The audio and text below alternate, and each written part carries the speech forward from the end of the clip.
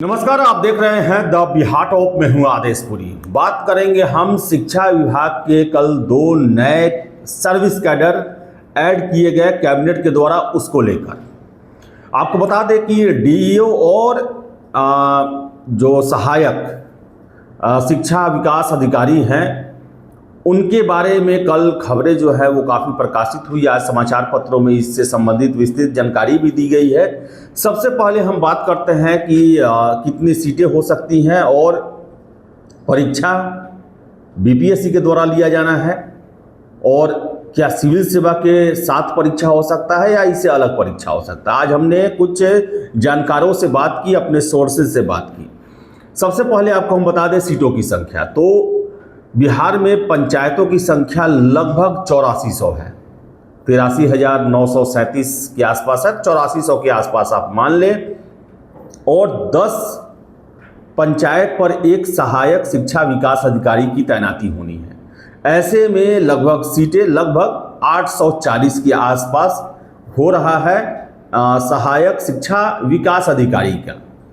840 इसका हो गया।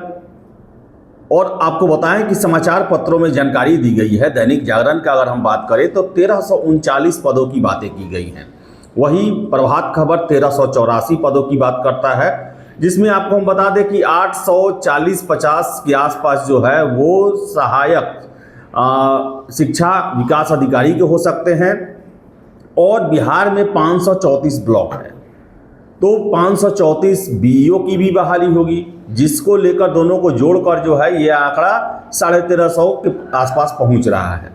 लेकिन आप को बता दें हम कि जो प्रखंड शिक्षा अधिकारी हैं यानी कि बीईओ, उस पर डायरेक्ट बहाली नहीं होने वाली है, वो प्रमोशन के द्वारा भरे जाएंगे। यानी कि जो अभी वर्तमान में बीईओ काम कर रहे हैं वो करते रहेंगे, और सहायक शिक्षा विकास अधिकारी की जब तैनाती होगी उसके बाद वो प्रमोट करेंगे तो एक अलग कैडर बनेगा जो कि प्रमोशन करके डीईओ बनेंगे।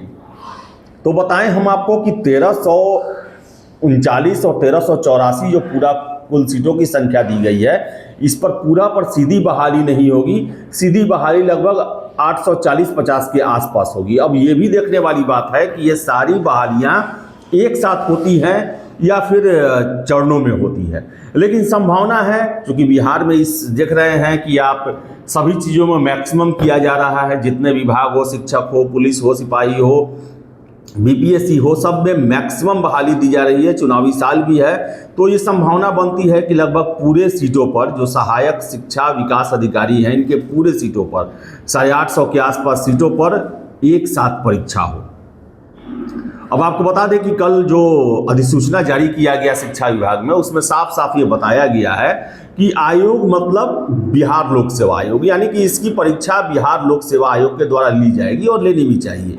जब शिक्षक की बहाली बीपीएससी ले रही है तो ये अधिकारी का पद है, तो इसे भी बीपीएससी के द्वारा लिया जाना चाहिए। लेकिन हमने बात किया जो बीपीएससी के जानकार हैं उनसे कि क्या ये परीक्षा सिविल सेवा के साथ हो सकती है या अलग से होगी। तो बताएं आपको कि जानकारी हमें यही मिला कि देखिए, सिविल सेवा की परीक्षा जो है वो लेवल 9 के पदों या उससे ऊपर के पदों के लिए जो है आयोजित की जाती है, और ये शायद से लेवल 7 का पद है।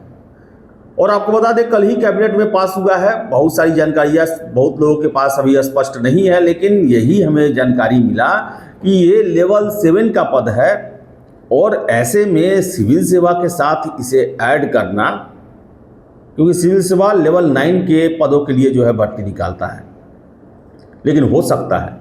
आपको बताया कि हमने पूछा कि अगर साथ में सरकार चाहे लेने का तो हो क्यों नहीं सकता, आराम से हो सकता है। लेकिन ये भी बताया गया कि चूंकि अभी इससे संबंधित जो विस्तृत जानकारी है वो अभी तक आयोगों में भेजी नहीं गई है। अधिसूचना आएगा तब ये पता चलेगा। अधिसूचना में अगर ये रहता है कि हाँ आप इसे सिविल सेवा के साथ ले तो साथ लिया जाएगा, या फिर अगर रहता है कि नहीं इसका परीक्षा अलग से लिया जाएगा तो अलग से लिया जाएगा। तो बताएं आपको हम कि इसको लेकर जो है अभी बहुत सारे कन्फ्यूजन अभी भी बरकरार है। योग्यता को लेकर आपको बता दें कि क्लियर हो गया है कि इसमें सिंपल ग्रेजुएशन करने के बाद आप भाग ले सकते हैं इस परीक्षा में। कोई इसके लिए स्पेशलाइजेशन जो है वो नहीं रखा गया है। इसके साथ साथ मैक्सिमम एज की भी अभी जो है वो बातें नहीं कही गई है, लेकिन मिनिमम एज 21 साल रखा गया है।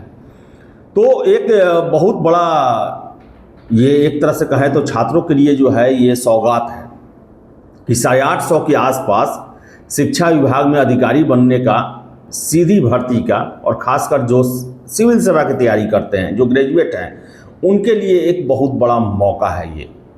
और इस मौका को उन्हें अच्छे से भुनाना चाहिए। इसके लिए तैयारी में लग जाएं आप। अब बात कॉमन है कि अगर इसका बीपीएससी के द्वारा बहाली किया जाएगा तो सिविल सेवा से होगा, तो सिविल सेवा की अब तैयारी करें, या फिर अलग से भी लिया जाता है तो सिंपल ग्रेजुएशन है, तो लगभग इसका भी फॉर्मेट वही होगा। अगर पीटी की ओर होता है तो सिविल सेवा कहीं लेवल का होगा, अगर मेंस भी दिया जाता है तो वो भी सिविल सेवा जैसा है, जैसे सीडीपीओ और सिविल सेवा का होता है, उसी से मिलता जुलता होगा। तो कहने का मतलब है कि जो भी छात्र इंतजार कर रहे थे, चाहे वो शिक्षक भी बने हैं, अभी तुरंत बीपीएससी टीआरई 1, टीआरई 2, टीआरई 3 हुआ है, उनके लिए भी एक बहुत अच्छा मौका है ये। अगर आपके पास उम्र है, तैयारी करना चाहते हैं, तो आप, और सिविल सेवा के साथ होता है तो आपके सामने केवल यही ऑप्शन नहीं रहेगा, आप जैसा परफॉर्मेंस करेंगे डीएसपी या जीएम भी बन सकते हैं।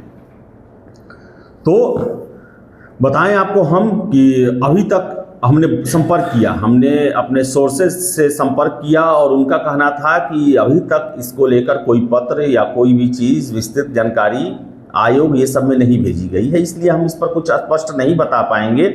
लेकिन ये बताया गया कि अगर सरकार चाहती है कि अगर सिविल सेवा के साथ ही ये परीक्षा हो तो लिया जा सकता है, सरकार कहे तो लिया जा सकता है, या फिर इसका परीक्षा अलग से भी लिया जा सकता है। तो देखिए क्या होता है। अभी कल ही पास हुआ है, लेकिन इतना बता दें आपको हम कि मई में इसकी बहाली से संबंधित जो है वो सूचनाएं निकलनी शुरू हो जाएगी। तो इंतज़ार कीजिए और तैयारी में लगे रहिए। तैयारी में वही जनरल जो आप समझ सकते हैं कि सिविल सेवा की तैयारी में जो पीटी लेवल के जो होते हैं सिलेबस, उसको फॉलो करना है, क्योंकि अगर सिविल सेवा के साथ होगा तो भी आपको फ़ायदा होगा, अगर अलग से होगा तो भी आपको फ़ायदा होगा। तो तैयारी में आप लग जाएं, ये बहुत बड़ा मौका है। 850 सीट है, अच्छी नौकरी है। तो फिलहाल इस वीडियो में इतना ही। वीडियो पसंद आया लाइक शेयर करें, हमारे चैनल द बिहार टॉप को सब्सक्राइब जरूर कर लें। धन्यवाद।